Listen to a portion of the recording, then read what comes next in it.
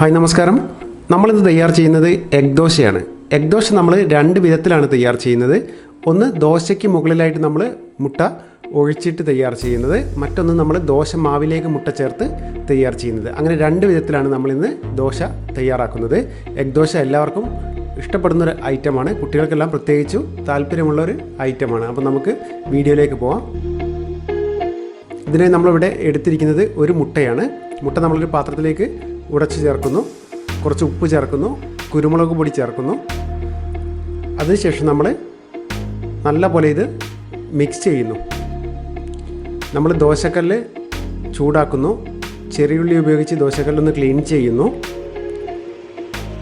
നല്ല പോലെ ഒന്ന് ക്ലീനാക്കി അതിനുശേഷം നമ്മൾ ദോശമാവ് ഒഴിച്ച് ദോശ നല്ല പോലെ പരത്തുന്നു. ഇതിലേക്ക് കുറച്ച് എണ്ണ കൂടി ചേർക്കുന്നു. അതിനുശേഷം നമ്മൾ തയ്യാറാക്കി വെച്ചിരിക്കുന്ന മുട്ട ഇതിലേക്ക് ഒഴിക്കുകയാണ്.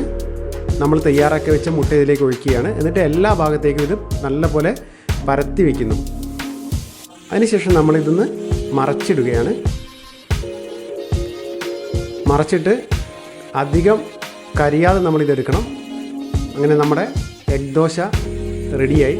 വളരെ പെട്ടെന്ന് നമുക്ക് തയ്യാർ ചെയ്യാൻ പറ്റിയൊരു ഐറ്റമാണ്, കുട്ടികൾക്കെല്ലാം ഇഷ്ടപ്പെടുന്നതാണ്.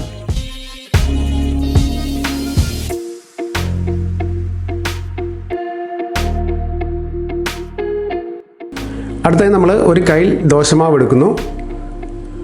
അതിലേക്ക് ഒരു മുട്ട ഉടച്ച് ചേർക്കുന്നു. ആവശ്യത്തിന് ഉപ്പ് ചേർക്കുന്നു, കുരുമുളക് പൊടി ചേർക്കുന്നു, സവോള ചേർക്കുന്നു, അതുപോലെ പച്ചമുളകും ചേർക്കുന്നു.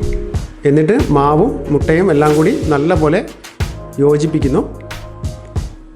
ഇനി നമ്മൾ ദോശച്ചട്ടിയിലേക്ക് ഇത് ഒഴിച്ച് നല്ലപോലെ പരത്തി ദോശ ചുടുന്നു. ആവശ്യത്തിന് എണ്ണ ഒഴിക്കുന്നു. കുറച്ച് സമയം നമ്മളിത് മൂടി വയ്ക്കുന്നു. അതിനുശേഷം മറച്ചിടുകയാണ്.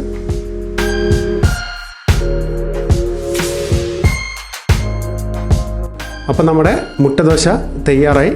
എല്ലാവർക്കും എളുപ്പത്തിൽ തയ്യാർ ചെയ്യാൻ പറ്റിയൊരു ഐറ്റമാണ്. തീർച്ചയായിട്ടും ട്രൈ ചെയ്ത് നോക്കുക.